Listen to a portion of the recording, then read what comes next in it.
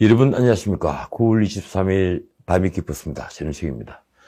동아일보 인터넷판에 실린 민주당 대변인 출신 유정필 전 관악구청장의 인터뷰가 눈길을 끌었습니다. 문재인 민주당에서는 점차 이성이 사라지고 그 자리에 우상이 또아리를 틀었다. 그는 민주당을 이성적 비판을 하면 강성 지지자들이 때로 몰려와서 응징한다며 사이비 종교에 비유했습니다. 정권 실세들을 우상으로 숭배하는 집단이 무슨 민주정당인가? 사이비 종교 집단을 연상시키는 일이 비일비재하다. 상식을 가진 정상인이라면 이런 맹목적인 숭배가 어떻게 가능하겠습니까? 그래서 맹목은 또 하나의 문맹입니다. 지난 4년 그런 문명을 저는 너무 많이 봐왔습니다. 서초동에 모여서 조국 수호를 외치던 사람들 말입니다. 지금 대장동 개발 특혜 사건도 그렇습니다. 이 뻔한 사건을 두고 벌이는 공방이 혀를 차게 합니다. 그래서 오늘은 제가 결론부터 먼저 말씀을 드리겠습니다. 거대한 흑막의 뒷배가 외통수에 걸렸다. 그렇습니다. 이제 그들이 도망갈 곳은 없습니다. 추석 연휴 여야 대선 구도가 요동을 쳤습니다. 야당의 윤석열을 향한 헛발질, 고발 사주 의혹과 홍준표가 조국 일가를 도륙했다고 해서 스스로 빠졌던 조국 수홍 소용돌이를 대장동이 모두 덮었습니다. 이재명은 민주당 경선 분수령인 호남권 투표를 앞두고 십자포화를 맞았습니다. 여야 모두 성한 후보가 없다는 탄식이 흘러나왔습니다. 이제 게이트로 비화한 대장동 특혜 의혹은 이재명의 정치 선명은 물론 여당 전체의 운명이 걸린 문제가 되고 있습니다. 그동안 1원이라도 받았다면 공직에서 사퇴하겠다던 이재명이 한 말이 인구에 회자됐습니다. 그는 20일 페이스북에서 가시밭길을 헤쳐서라도 새로운 길을 내겠다면서 이렇게 말했습니다.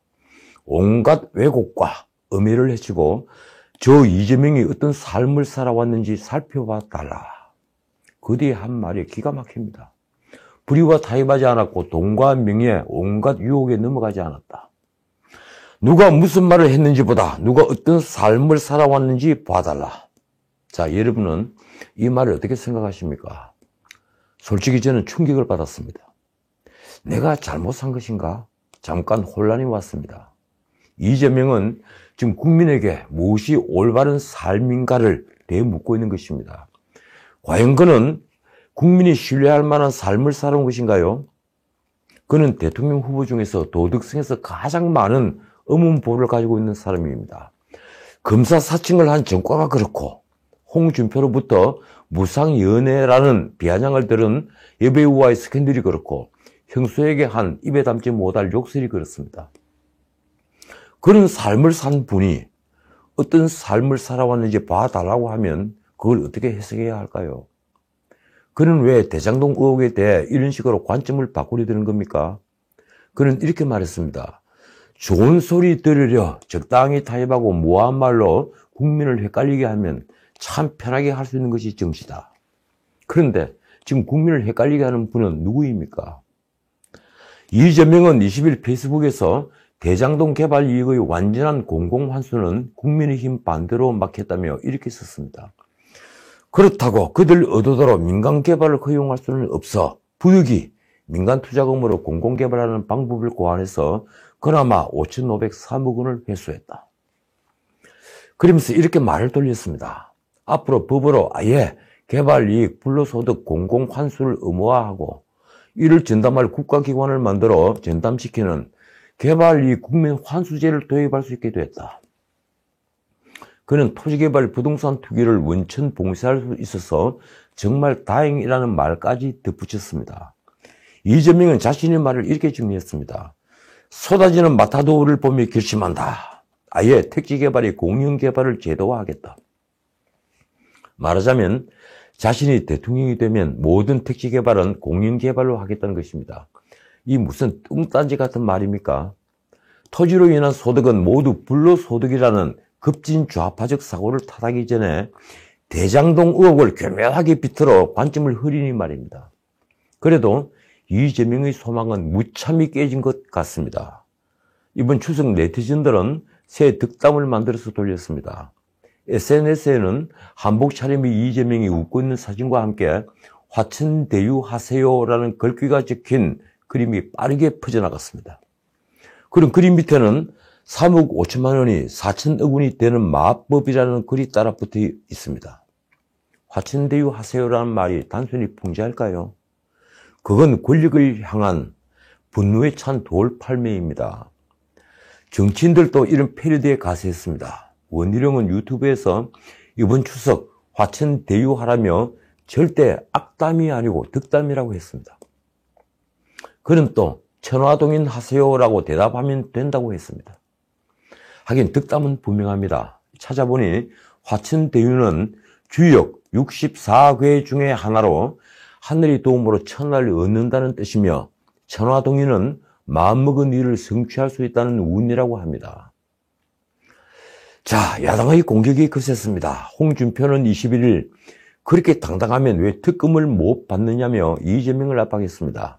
그는 페이스북에 토금비리 커넥션은 바로 이재명이 주도한 대장동 개발비리 사건이다. 그걸 빠져나가려고 느닷없이 특지 공공개발 운운하다니 가소롭다고 썼습니다. 대장동 개발비리 특검이나 자청하라. 참 뻔뻔스럽다. 꼭 아수라 영화를 보는 기분이다. 저도 봤는데 그 영화 꽤 재밌습니다. 유승민 캠프의 논평도 신랄했습니다. 캠프 대변인이 말이 이렇습니다. 특지의 매각으로 발생되는 수익과 배당이익 대부분을 권력이 가리키는 방향에 따라 소수 개인으로 돌린 것이 핵심이다. 그러면서 기껏하는 소리가 특지개발 국영화라니 이재명이 적지 않게 당황하긴 한 듯하다고 했습니다. 그는 이재명 캠프가 대장동 특혜 의혹을 국민의힘 게이트라고 한 데 대해 대장동 일로 구속까지 된 인물과 다시 손을 잡고 대장동 개발에 나선 건 이재명 본인이라며 이렇게 일갈했습니다. 지금 이재명 지사는 옴짝달싹 못할 외통수에 걸려있다. 그렇습니다. 국민이 이 사건에 가지는 분노는 공공개발이냐 민간개발이냐의 문제가 아닙니다. 대장동보다 앞서 개발된 성남 위례지구와 비교하면 위례의 배당 수익은 공공에 집중했고 대장동은 민간에 집중했습니다. 결국 의혹의 핵심은 이것입니다. 첫째, 화천대유가 주축인 성남의 뜰 선정은 어떻게 하루 만에 된 것인가? 둘째, 7%의 지분을 가진 민간기업이 어떻게 4천억 원이 넘는 배당금을 가져갔나? 셋째, 이 거대한 커넥션은 누가 지휘했고 누가 주인이며 누가 뒷배인가? 과연 대장동 특혜 의혹은 객관적 시각으로 어떤 모습일까요? 어제 전국 교수 모임 성명서에서 낸 결론이 이렇습니다. 이재명은 시민에게 5,500억 원을 돌려준 것이 아니라 시민이 받아야 할 1조 2천억 원 중에서 6,350억 원을 날린 것이다. 첫 번째 의혹의 해답은 이렇습니다. 이 성남도시개발공사는 2015년 3월 26일 세계 컨소시엄에서 사업 제안서를 받았습니다. 그리고 바로 이튿날 우선 협상 대상자로 화천대유가 참여한 하나은행 컨소시엄을 지정합니다. 1조 5천억 원 규모의 개발 사업자를 단 하루 만에 선정한다는 것은 아주 이례적입니다. 특히 은행 그리고 정권사만 참여한 두 컨소시엄과 달리 자산관리회사인 화천대유가 참여한 컨소시엄이 우선 협상자로 된 걸 두고 맞춤형 입찰이라는 의혹이 제기됐습니다. 자산관리회사가 있으면 20쯤이 더 가산이 됐죠. 더욱이 화천대유는 대장동 개발사업 공고일인 2015년 2월 13일 불과 일주일 전에 설립된 회사입니다. 이 특이한 사업자 선정은 누가 결정한 걸까요? 자, 두 번째 의혹입니다. 그렇다면 대장동 개발은 민간기업이 1150배가 넘는 개발 이익을 가져가도 될 만큼 리스크가 큰 사업이었습니까? 이재명 측은 의혹은 없다며 하이리스크 하이리턴을 말합니다. 그런데 대장동 개발에 참여한 민간기업에 과연 무슨 리스크가 있었습니까? 대장동은 남판교 노른자의 땅으로 개발 이익이 확실히 보장되는 사업입니다. 당시 화천대유가 확보한 사업 부지 외에 다른 부지는 시행사 입찰 경쟁률이 182대 1에 이를 만큼 관심을 끌었습니다. 그러니 자산관리회사 화천대유가 5개 필지를 직접 시행한 것은 특혜 중의 특혜였습니다. 말하자면 대장동 개발은 무리만 공공개발이었지, 이 토지 수용권을 동원해서 헐값에 토지를 매입한 뒤에 민간을 앞세워 분양가 상한제를 피해 화천대유가 떼돈을 벌게 한 부패 사건인 것입니다. 아무 이유 없이 그런 특혜를 김만배에게 베풀었다는 것입니까? 전직 기자에게 말입니다. 더욱이 인허가 절차는 물론 각종 규제도 성남도시개발공사가 앞장서서 제거를 했기 때문에 사실상 리스크가 전혀 없는 땅 짓고 헤엄치는 구조였습니다. 그런데 이재명은 당시 부동산 침체기였고 민간 투자자의 경우 사업 초기 위험 부담이 매우 컸다고 주장합니다. 그는 22일 이렇게 말했습니다. 2014년에서 2015년 당시 정부가 빚내서 집 사라고 하는 침체기인데 집값이 2배로 오를지는 아무도 알 수 없었다. 그는 대장동 의혹으로 자신을 공격하는 이낙연의 집값 폭등 책임까지 거론했습니다. 그런데 2014년 사업계획 당시 실무진들이 공공과 민간기업 수익 배분이 비정상적이라고 반발했지만 묵살당한 정황이 드러났습니다. 당시 반발이 이어지자 사업 담당팀이 교체가 되었습니다. 7% 지분뿐인 민간기업에게 과도한 배당금이 돌아갈 가능성이 그때 이미 제기된 것입니다. 무엇보다도 해명과는 달리 2014년에는 이미 부동산 시장은 상승세로 돌아섰습니다. 다들 알고 계시죠? 결국 택지 자국과 인허가 등 어려운 업무를 공공이 다 해주고 이득은 민간업체가 가져가는 구조가 되었습니다. 이재명의 말과는 달리 노리스크 하이리턴 구조인 것입니다. 이재명은 20일 페이스북에 집값이 2배로 오를 걸 예측 못하고 더 환수 못했다고 비난하는 것은 타당하지 않다며 이렇게 썼습니다. 저는 부동산 등락을 정확히 예측할 능력이 없다. 세 번째 의문점. 누가 지휘했고 누가 뒷배인가? 아직은 소문만 무성합니다. 그런데 배우가 없다면 하루 만에 사업자가 선정되고 성남시가 총체적으로 밀고 수익 배분 구조가 이렇게 될 리는 만무합니다. 여기에 화천대유의 고문이니 자문이니 하면서 얽혀든 권순일 전 대법관과 박영수 특검 등 전관들이 등장했습니다.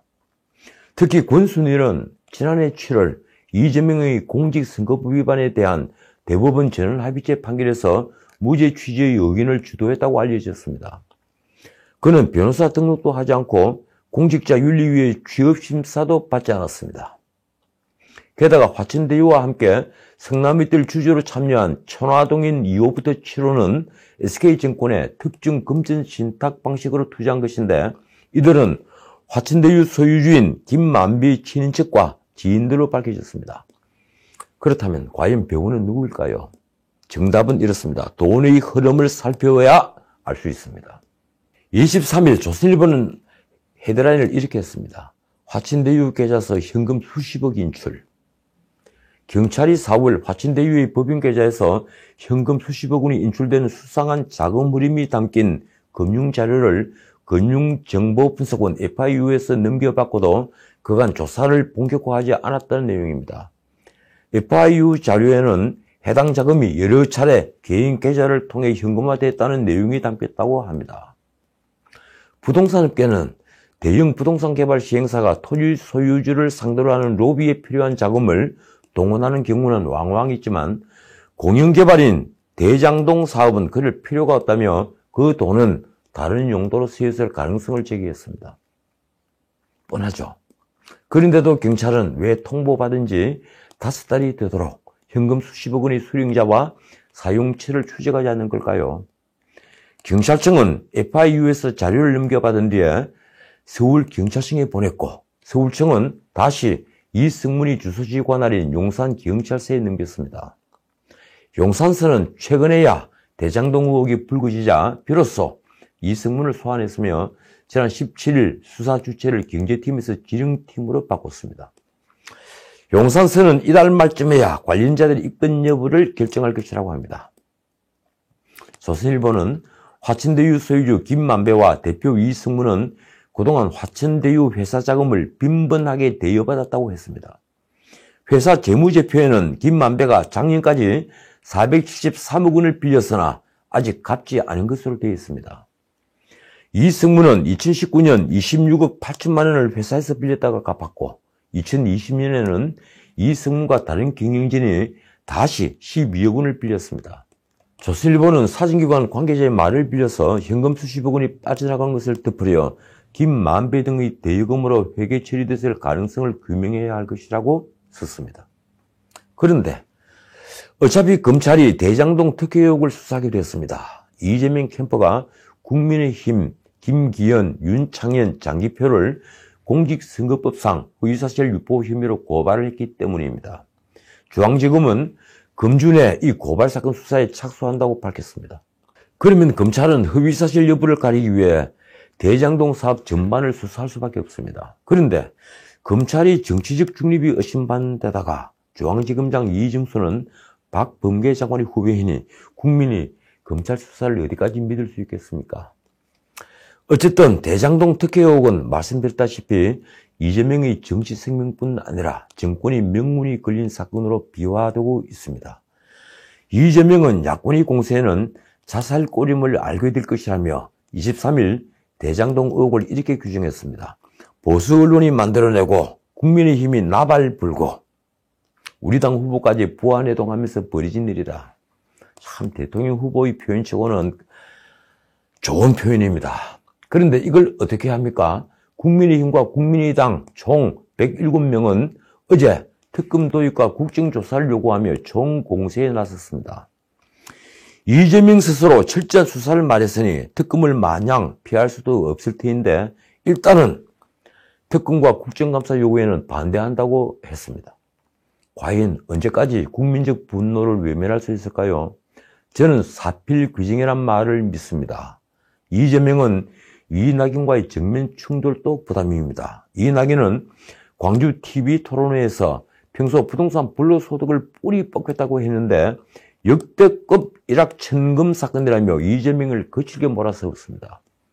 소수업자가 1100배 이득을 얻은 것은 설계를 잘못한 것이냐 아니면 설계에 포함된 것이냐. 결국 싸움은 엉뚱한 말이 불씨가 됐습니다. 이재명이 21일 대장동 특혜 의혹과 관련한 해명을 페이스북에 올리면서 저에게 공영개발을 포기하라고 넌지시 압력을 가하던 우리 안의 수박 기득권자들이라는 표현을 쓴 것입니다. 수박은 먹는 수박입니다. 광주 민주화 운동과 관련해 나온 말인데 극과 속이 다르다며 호남을 비하하는 표현으로 사용되어 왔다고 합니다. 그러자 이낙연 캠프가 발끈했습니다. 이병훈 대변인은 21일 이재명마저 수박이라는 표현을 쓰기 시작했다며 이는 민주당 후보가 해서는 안 될 혐오 표현이라고 맹공했습니다. 이렇습니다. 경선 내내 이재명의 지지자들은 이낙연의 지지자들을 문파, 똥파리, 수박이라고 공격하면서 이들에 대한 차별과 적개심, 언어적 폭력을 선동해왔다. 그러면서 호남을 배제하는 용어 사용을 중단해 줄 것을 요청했지만 이재명 캠프와 지지자들은 관용구로 사용했을 뿐이라며 별것 아닌 일로 치부했다. 문 대통령이 21일 유엔 총회장에서 기조연설을 하면서 남북미 또는 남북미 중 사자가 참여하는 종전선언을 제안했습니다. 이게 몇 년째인지 아십니까? 4년 연속 유엔에 가서 종전선언을 외치니 그 집념이 대단하다고 해야 합니까? 그는 북한이 탄도미사일을 발사하고 영변 핵시설을 재가동한 데 대해서는 한마디 말도 하지 않았습니다. 특히 이번 연설은 국제원자력기구 IAEA 사무총장이 유엔에서 북한이 핵개발 계획에 전력을 다하고 있다고 경고를 한 이튿날 한 것입니다. 이 종전선언 제의에 유엔에서 연설한 바이든은 물론 어느 누구도 호응하지 않았습니다. 시진핑은 한반도 문제를 언급조차 하지 않았습니다. 지난달 미국은 유엔 회원국들의 코로나 상황을 고려해서 방미를 자제해달라는 취지의 사안을 각국에 보냈습니다. 그런데 문 대통령은 왜 굳이 미국에 갔을까요? 바이든과 만나지도 못하고 현안이 없는 영국 총리와 만나 백신 100만 회분을 빌리는 합의를 하러 간 것입니까? 바이든은 이달 말 스가 요시히데 총리와 워싱턴에서 다시 만납니다. 저는 이번 방미를 정말 이해할 수 없습니다. 마치 이준석이 이런 중대한 시기에 의원들을 데리고 미국에 가는 이유를 모르는 것처럼 말입니다. 남은 반년 임기에 국가의 계속성이 위협받는 일이 없기만을 바랄 뿐입니다. 이 판에 문 대통령을 수행한 정의용이 한 건 했습니다. 그는 미국 외교협회 CFR 초청으로 파리다 자카리아 CNN 앵커와 대담을 했습니다. 그런데 그 자리에서 중국이 최근 공세적인 모습을 보인다는 자카리아의 지적에 중국이 경제적으로 강해지고 있기 때문에 당연하다며 이렇게 말했습니다. 20년 전 중국이 아니다. 중국이 공세적이라는 표현 그 자체에 동의하지 않는다. 우리는 중국이 주장하려는 것을 듣도록 노력해야 한다. 이분 어느 나라 외교장관입니까? 정의용은 또 한국은 미국과 중국 사이에서 선택할 것인가? 라는 질문에 한국은 그럴 필요가 없다면서 한미동맹은 한국 외교의 중심축이고 중국은 가장 중요한 경제 파트너라고 답했습니다. 정의용은 자카리아가 미국과 한국, 일본, 호주 등 아시아 태평양 핵심 동맹들을 반중 블록으로 지칭하자 냉전시대 사고방식이라고도 했습니다. 더 놀라운 말은 다음입니다. 자카리아가 북한이 실제 핵무기를 포기하리라 생각하느냐고 묻자 이런 답변을 내놨습니다. 대북 보상을 제한하는데 소심할 필요가 없다. 북한이 최근 미사일 발사 도발에 대해서도 역사적 관점에서 사태를 봐야 한다며 북미와 남북이 수차례 정상회담을 가진 것을 아주 역사적인 성과라고 피해갔습니다. 그는 어느 나라 외교장관입니까? 혹 중국 외교부 대변인인가요? 지금까지 전은식이었습니다.